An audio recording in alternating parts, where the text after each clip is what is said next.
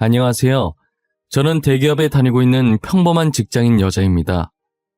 제가 가끔 출근 준비를 하면서 여기 있는 사연들을 종종 듣곤 합니다. 여기에 올라오는 이야기들을 들을 때마다 드라마 내용이 아니라 진짜 저런 일들이 실제로 일어난다고 하면서 놀라곤 했었는데 그런 일이 저한테도 일어나고 말았어요. 제게 일어날 리 없을 것 같던 일이 일어나니 처음엔 어디 말하기도 부끄럽고 혹여나 이 일로 저를 불쌍히 여길까봐 겁이 많이 났었는데 지금은 아무렇지도 않고 그냥 웃겨요.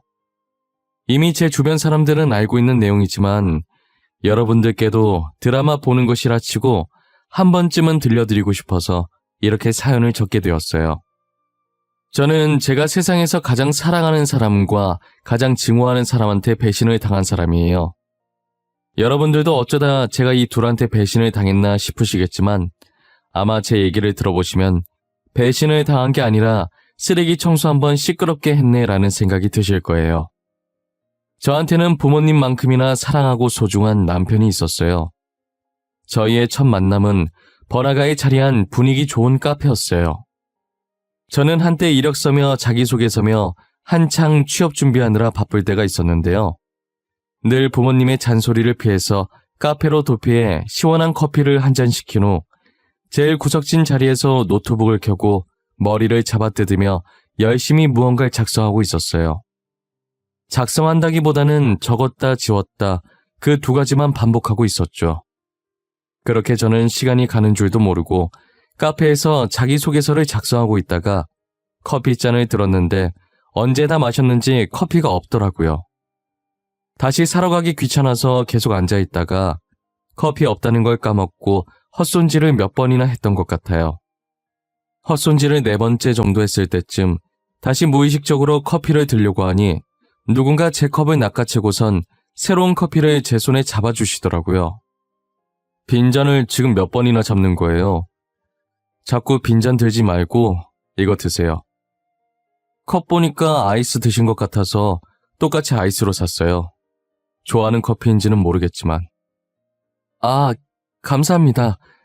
카운터까지 가기가 귀찮아가지고 새로 안 샀는데 무의식적으로 손이 잡나 봐요. 계좌 알려주시면 제가 커피값 보내드릴게요. 됐어요. 커피값은 무슨. 저 심부름한 거 아니거든요. 취업 준비하시나 봐요? 아, 자기소개서 작성하고 계시길래. 이런 질문 실례인가? 실례 아니에요. 커피도 사주셨는데요, 뭘. 대기업으로 취업 준비 중인데 좀 힘드네요. 아무리 머리를 잡아 뜯어도 글이 잘 써지지가 않아요. 혹시 도움이 될지는 모르겠는데 한 번만 봐도 될까요? 제가 왕년에 자기소개서 정말 잘 적었거든요. 친구들도 저한테 부탁하고 그랬었어요. 저는 남편의 도움으로 자기소개서를 작성할 수 있었고 거기에 커피까지 얻어 마셔서 계속 신세만 지고 있는 것 같아 제가 남편에게 저녁을 사주기로 했어요. 이런저런 얘기를 나누다 보니 취미도 비슷하고 통하는 것도 많더라고요. 어쩌다 번호 교환까지 하게 됐고 남편이 도와준 자기소개서로 합격하게 되면 연락 주겠다고 했어요. 그런데 정말 그 자기소개서로 제가 그토록 가고 싶어 했던 대기업에 합격을 한 거예요. 합격 통지를 받자마자 남편한테 전화해서 기쁜 마음을 함께 나눴죠. 그렇게 첫 만남 후 다시 만난 건 제 월급날이었어요. 첫 월급을 받고 제일 먼저 남편에게 감사하다고 비싼 밥을 대접하고 싶었거든요. 다시 만난 남편은 처음 봤을 때보다 더 잘생겨졌고 옷도 엄청 차려입고 왔더라고요. 카페에서 봤을 땐 간단하게 후드티랑 청바지를 입고 있었는데 이번엔 세미 정장을 입고 나왔어요.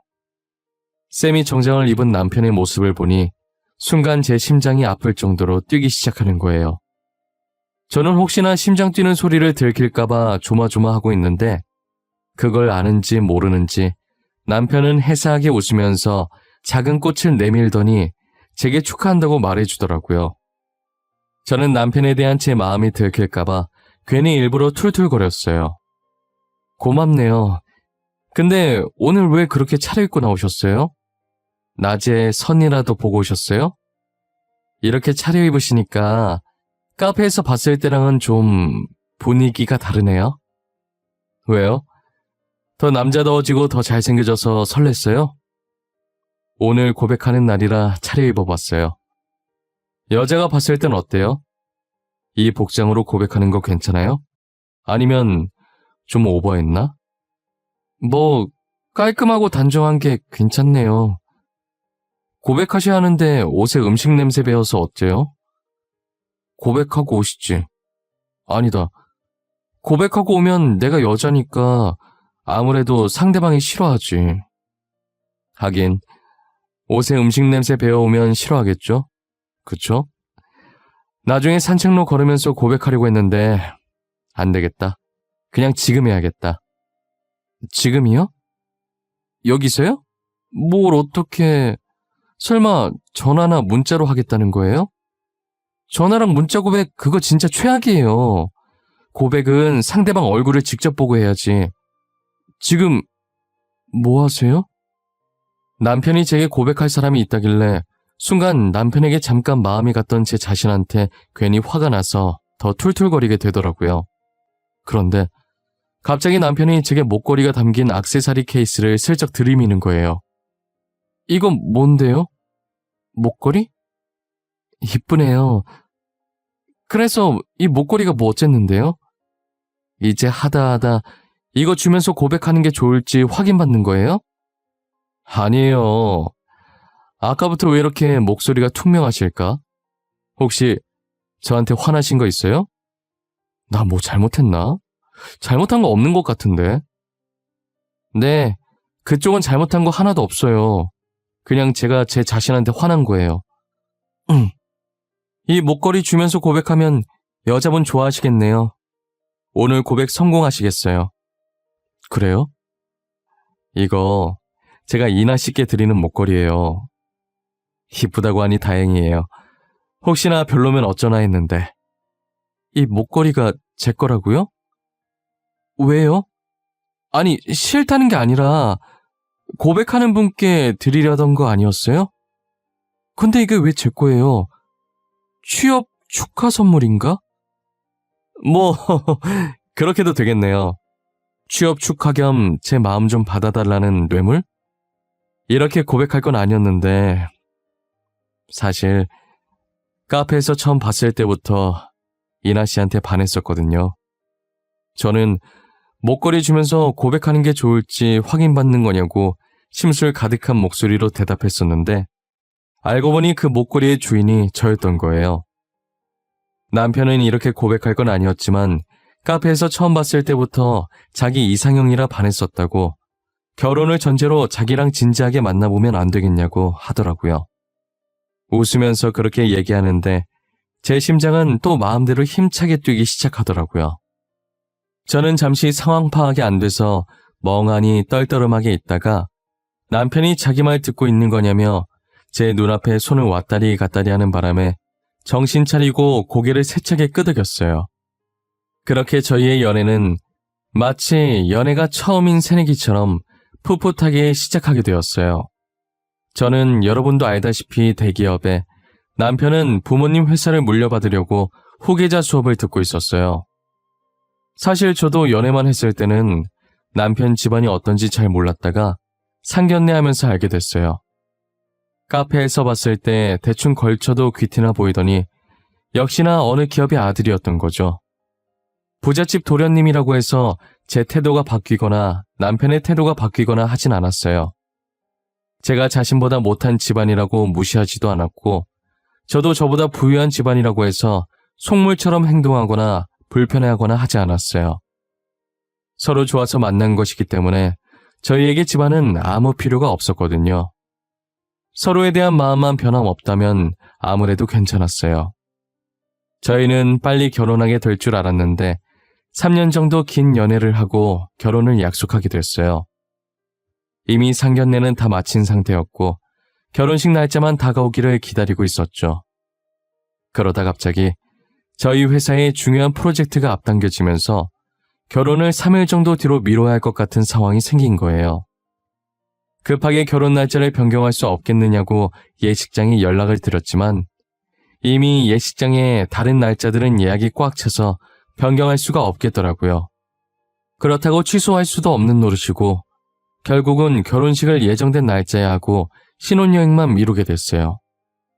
그렇게 저희는 결혼식만 올리고 바로 신혼집으로 들어갔어요. 신혼집에서 첫 저녁밥을 차려 먹는데 이제야 결혼했다는 사실이 실감나면서 기분이 참 묘하더라고요. 같은 식탁에서 앉아서 색만 다른 수저를 들고 똑같은 그릇에 담긴 밥을 먹으니 이게 신혼이구나 싶었고 사람들이 왜 이렇게까지 결혼을 하고 싶어 하는지 이제야 좀 알 것 같았어요. 저는 앞으로는 평생 이 사람과 이 집에서 행복한 일만 가득했으면 좋겠다는 생각을 했어요. 하지만 제가 이런 행복한 상상을 한 지 몇 시간도 채 지나지 않아서 제 인생에서 최악이었던 불청객의 등장으로 인해 아름답게 꿈꾸던 결혼 생활은 산산조각이 나버렸어요. 처음으로 신혼집에서 자고 일어났는데 제 옆에 누워있어야 할 남편이 안 보이더라고요. 잠깐 화장실이라도 간 건가 싶어서 시간 확인하려고 침대 옆에 놔둔 제 휴대폰을 들었어요. 시계 밑에는 메시지가 왔다고 알림이 하나 떠 있는 거예요. 새벽부터 누가 보낸 건가 싶어서 눌러봤는데 내용을 보자마자 잠이 확 깨서 몸이 저절로 일어나지더라고요. 제게 메시지를 보낸 이는 다름 아닌 남편이었고 내용은 지금 다시 생각해도 기가 막히는데 아직 저희가 혼인신고를 하지 않은 상태니까 다른 거 할 필요 없이 그냥 깔끔하게 헤어지자고 온 거예요. 자기는 이미 짐을 다 정리했으니 저도 일어나는 대로 짐 챙겨서 각자 갈 길 가자면서요. 이게 무슨 자다가 날벼락을 맞은 건지 아직 잠에서 안 깬 건지 지금 제가 제정신이 맞는 건지 모르겠더라고요. 혹시나 해서 옷장이며 서랍이며 다 뒤져봤는데 남편 짐이 하나도 안 보였어요.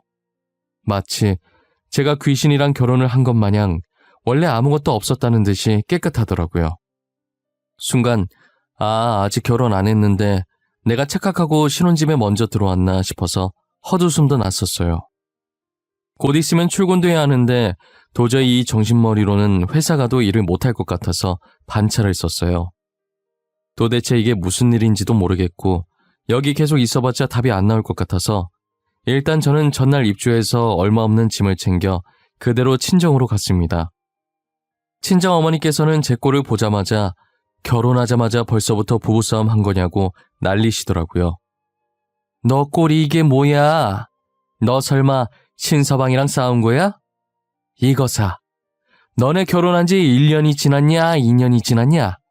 이제 겨우 하루 됐는데 벌써부터 부부싸움하고 이렇게 짐 싸서 친정으로 오면 어쩌자는 거야? 엄마 진정해. 나 신서방이랑 안 싸웠어. 그냥 자고 일어나 보니까 일방적으로 차여있던데? 웃기지? 나도 지금 이게 무슨 상황인지 모르겠네. 몰래카메라인가? 엄마, 혹시 내 뒤에 이경규 아저씨 따라오고 있어? 너 지금 무슨 소리 하는 거야? 지금 농담이 나와? 내가 알아들을 수 있게 얘기 좀 해봐. 뭐가 어쨌다고? 자고 일어나 보니까 차여 있었다고? 네가 신서방한테? 내가 차였더라고, 신서방한테. 나도 지금 이해가 안 되는데 엄마라고 이해가 되겠어? 자고 눈 떴더니 옆에 아무도 없고 신서방한테 헤어지자는 메시지만 와 있더라. 기가 차 아주. 너 어제 신서방한테 뭐 잘못한 거 있어? 잘 좀 생각해봐. 잘못한 게 있는지 없는지. 괜히 저러지는 않을 거 아니야, 안 그래? 괜히 저러면 진짜 걔는 또라이지. 엄마, 진짜 미치겠는 건 뭔 줄 알아? 아무리 생각해봐도 내가 잘못한 건 하나도 없다는 거야. 밥 잘해 먹이고 설거지도 내가 하고 첫날 밤 잘 보냈고 도대체 내가 뭘 잘못한 거냐고. 제가 아무리 말을 해도 저희 친부모님은 제 말을 이해하지 못하시더라고요. 당사자인 저도 지금 벌어진 이 상황이 이해가 안 가는데 부모님은 오죽하시겠어요? 부모님의 답답한 그 심정 100번이고 1000번이고 이해가 돼요. 하지만 저도 제 머리를 잡아 뜯으면서까지 생각을 해봐도 도무지 이별의 원인을 찾지 못했어요. 어제 저녁부터 오늘 새벽까지 있었던 일을 부모님께 말씀드렸지만 가만히 듣고 계시던 부모님께서도 갑작스러운 이별의 원인을 찾지 못하셨어요. 헤어질 땐 헤어지더라도 도대체 저희가 왜 헤어져야 하는지 이유라도 알고 싶어서 남편에게 전화를 해봤는데 일부러 제 전화를 피하는 건지는 몰라도 한 번을 안 받는 거예요. 진짜 이 정도 전화를 걸었으면 한 번 정도는 받을 만도 한데 계속 안 받으니 미치겠더라고요. 결국 저는 답답한 마음에 숨어버린 남편을 직접 찾아보려고 남편네 회사로 나서게 됐죠. 부사장님네 사모님 아니세요? 어제 결혼식에서 뵀던 것 같은데. 그런데 사모님께서 여기는 어쩐 일이세요? 아, 오늘 저희 대표님 만나러 오신 거예요? 아니요, 남편 보러 왔어요. 혹시 남편 회사에 안 왔나요? 지금 새벽에 나가서 아직까지 연락도 안 되고 혹시나 회사에 무슨 일이 생긴 건가 걱정돼서 와봤어요. 부사장님, 이번 주는 결혼식에다 애매하게 신혼여행 껴서 아예 쭉 연차 쓰시고 회사에 안 계세요.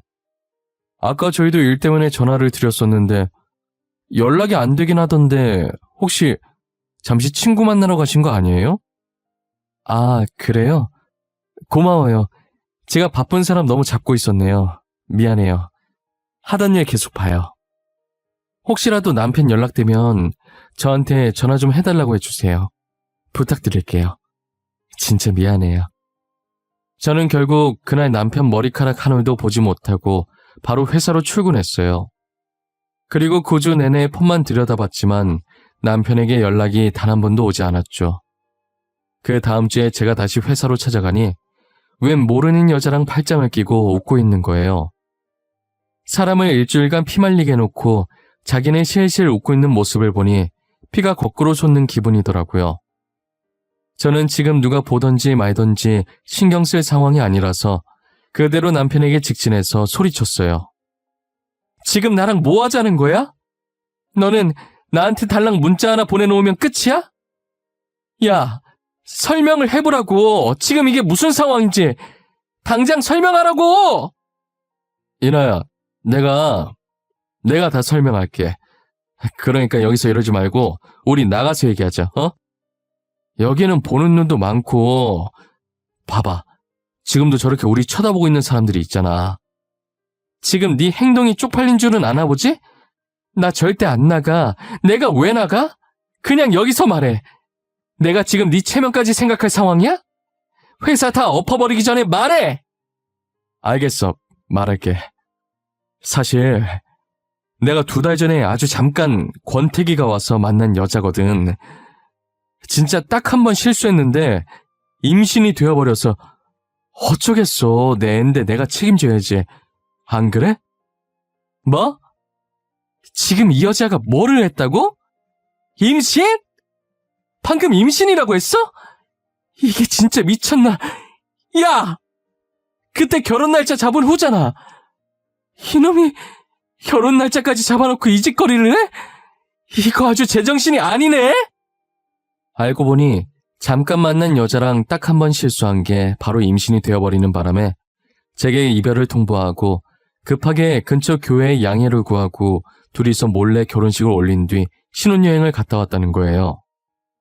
누구는 일주일간 피 말렸는데 누구는 결혼식에 신혼여행까지 야무지게 갔다 오고 이게 드라마도 아니고 실제로 일어날 수 있는 일이냔 말이에요. 가만히 듣고 있자니 현실은 제가 무엇을 상상하든 제 상상보다 그 이상이더라고요. 정말 기가 차서 웃음도 안 나오고 화도 안 나오고 아마 당해본 사람만 제 기분을 느낄 수 있을 거예요. 어떤 여자인지 낯짝이나 보자고 남편 옆에 서 있는 여자 보면 어디선가 본 적이 있는 사람 같더라고요. 가까이 가서 얼굴을 자세히 보는데 분명 본 적은 있는 것 같은데 도무지 기억이 안 나는 거예요. 그러다 상간녀가 남편에게 가자면서 웃는데 목소리 듣자마자 누군지 딱 알겠더라고요. 어이, 잠깐. 내가 전현 어딘가 많이 낯익다 했는데 너 정미숙 아니냐? 아, 맞다. 이름 촌스럽다고 바꿨었지 참. 정미진 맞지? 땡땡 고등학교 정미진 맞잖아. 오랜만이네, 유인아. 이렇게 만날 줄은 꿈에도 몰랐는데 어떻게 여기서 다 만나니? 너는 변한 게 하나도 없구나. 몇 년 만에 만나도 여전해. 그 성질머리는. 나 누군지 알았으면서 한 거야? 너도 여전하네, 뻔뻔한 거는. 너 근데 진짜 소문대로 다 뜯어 고쳤네? 순간 누군지 못 알아볼 뻔했잖아. 고칠 거면 돈 좀 더 주고 잘 고치지. 조만간 코에 실리콘 빠지겠어. 지금 내 걱정할 때가 아닌 것 같은데? 너 이제 남편한테 버림받은 거 소문 다 났겠다. 쪽팔려서 고개를 어떻게 들고 다니니? 나 같으면 쥐구멍이라도 찾아서 들어가겠어. 남의 남자 뺏은 너도 고개 잘 들고 다니는데 나라고 못 들고 다닐 이유 없지 않아? 내가 무슨 죄를 지었다고 고개를 숙이고 다녀? 지은 죄도 없는데 더 당당하게 다녀야지. 그래, 역시 유이나답네. 자존심 없으면 시체인 너다운 대답이야. 멋있다, 야. 그럼 고개 들고 잘 다녀봐. 그게 얼마나 갈 수 있을진 모르겠지만 말이야. 정미숙, 지금 다들 너한테 사모님 하면서 웃어주니까 네가 진짜 사모님이라도 된 것 같지? 뒤에선 다 임자 있는 남자 꼬신 첩이라고 말해, 첩. 알아? 너는 다른 사람들한테 그저 첩일 뿐이야. 첩이라는 제 말에 욱한 건지 아니면 촌스러운 예전 이름을 불러서 욱한 건지 상간녀는 제게 다가와서 뺨을 치는 거예요. 평소에 피부가 약해서 조금이라도 까슬까슬한데 긁히면 바로 상처가 나는 타입이었는데 입술이 살짝 터지고 상간녀의 손톱에 살짝 스쳐서 볼에 긁힌 상처가 생겼더라고요. 저는 상간녀를 보며 방금 네가 한 짓 후회하게 만들어주겠다고 말하고 남편 회사에서 빠져나왔어요. 남편 회사에서 나오자마자 곧장 병원으로 달려가 진단서를 받았어요. 그리고 상간녀 소송을 하기 위해 필요한 증거들을 모으기 시작했죠. 일단 남편 회사에서 저희의 영상을 찍고 있던 사람들 중에 저와 안면이 있는 직원이 있었어요. 그 직원에게 연락해서 익명은 보장해 줄 테니 낮에 찍었던 영상을 달라고 해서 받아냈어요. 저희가 결혼을 했었다는 내용과 결혼 후 제게 무작정 이별을 통보한 것, 바람핀 것, 그리고 상간녀가 제 뺨을 친 것까지 모조리 다 들어있더라고요. 이것을 나중에 소송할 때 증거 영상으로 쓰기 위해서 따로 저장해놨어요. 사실 그 상간녀는 제 고등학교 동창이었고 저랑 친한 사이는 아니었어요. 학창 시절에도 친구들의 남자친구를 뺏고 다니기로 유명했던 애였어요. 심지어 제 남자친구도 몇 번이나 그 애한테 빼앗긴 전적이 있었고요. 저는 그때 이후로 상간녀를 극도로 증오하고 있었죠. 학창 시절에도 그렇고 지금도 그런 것 같고 상간녀는 유독 저한테 열등감을 느꼈었어요. 예쁜 이름도 부러웠고 행복해 보이는 부모님도 부러웠고 하물며 만나는 남자마다 다정했으니 지금 생각해보면 제게 이름과 부모님을 뺏을 수는 없어서 남자를 뺏어왔던 것 같아요. 그런데 이번에 남편까지 뺏고 있으니 이대로 가만히 있을 수가 없겠더라고요. 저는 이 일을 동창들에게 말했는데 동창들도 그동안 골치 아팠던 일이 있었던 거예요.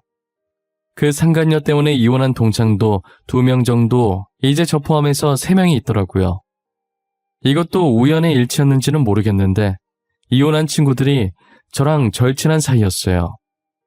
남편 외도 알아차렸을 때 어떻게 했냐고 물어보니까 이미 이혼하고 나서 상간녀가 있었다는 사실을 알아차려서 아무것도 할 수 없었다고 하더라고요.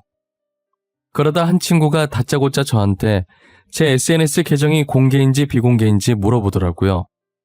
알고 보니 상간녀가 저희 SNS 계정을 타고 들어가서 남편들한테 접근을 했던 거예요.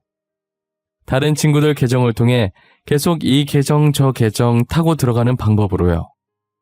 제가 비공개하는 방법을 몰라서 만들어 놓은 상태 그대로 쓰고 있다고 했더니 아마도 같은 방법으로 남편한테 접근했을 가능성이 크다고 하더라고요. 저는 친구들에게 혹시 뒤늦게 상간녀였던 거 알게 된 증거 있냐고 물었더니 아마 가지고 있을 거라고 하면서 휴대폰을 뒤져보는데 다행히 증거들이 있더라고요. 지금 상간녀 소송 준비 중이라고 어쩌면 필요할 수도 있을 것 같아서 일단 증거 사진들을 달라고 부탁했어요. 친구들은 흔쾌히 제게 증거 사진들을 넘겨주었죠. 저는 친구들에게 받은 증거들을 남편한테 보냈어요. 보내고 얼마 지나지 않아서 전화가 오더라고요. 지금 나한테 뭘 보내는 거야? 이 사진들이 도대체 뭐 어쨌는데 나한테 협박하는 거야? 도대체 원하는 게 뭐야? 지금 내가 너한테 협박하는 걸로 보여? 하루라도 더 빨리 정신 차리라고 보내주는 거야. 내가 보내준 사진들이 지금 니랑 결혼한 그 여자의 실체야. 알아? 이게 다 그 여자가 저지른 짓들이라고? 거짓말 치지 마. 아니야, 그럴 리 없어. 미진이 그런 애 아니야. 너가 뭔가 오해하고 있는 거야. 내가 전에 네 회사 찾아갔을 때 못 봤어? 너도 다 봤잖아. 지금도 봐. 나한테서 너 뺏어갔잖아. 걔 원래 그런 애야. 친구 남자 뺏고 다니는 그런 애라고. 알겠어? 남편은 처음에 제가 잘못 알고 있는 게 분명하다고 제가 보내준 사진들을 믿지 않는 거예요.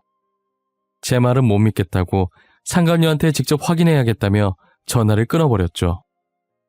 당사자한테 직접 확인을 한 것인지 다음날 되니까 저희 집에 찾아와서 무릎 꿇고 있더라고요. 잘못했다고, 제가 한 말이 다 맞았다고, 다시는 이런 일 없을 거라고 한 번만 용서해달라고 하는 거예요. 친정 부모님은 그 모습을 보고 노발대발 난리도 아니었죠. 저는 그 사진들을 본 상간녀 반응이 더 궁금하더라고요. 그래서 상간녀가 뭐라고 했는지 물어봤더니 상간녀는 제가 했던 것처럼 여전히 뻔뻔하게 나왔죠. 그 증거 사진 속에 있는 여자 자기 맞다고, 자기가 그랬다고, 그래서 이제 어쩔 거냐고 그랬다는 거예요. 계속 뱃속에 있는 아이 얘기를 꺼내면서 결혼 못 모른다고 했다더라고요. 남편은 이제 뱃속에 있는 아이가 자기 아이가 맞는지도 의심스럽다는 거예요. 저 같아도 저러고 다니는데 의심 안 할 수가 없었죠. 상간녀는 애초에 제 남편에게 사랑이란 감정은 없었고 오직 돈만 보고 접근한 거예요.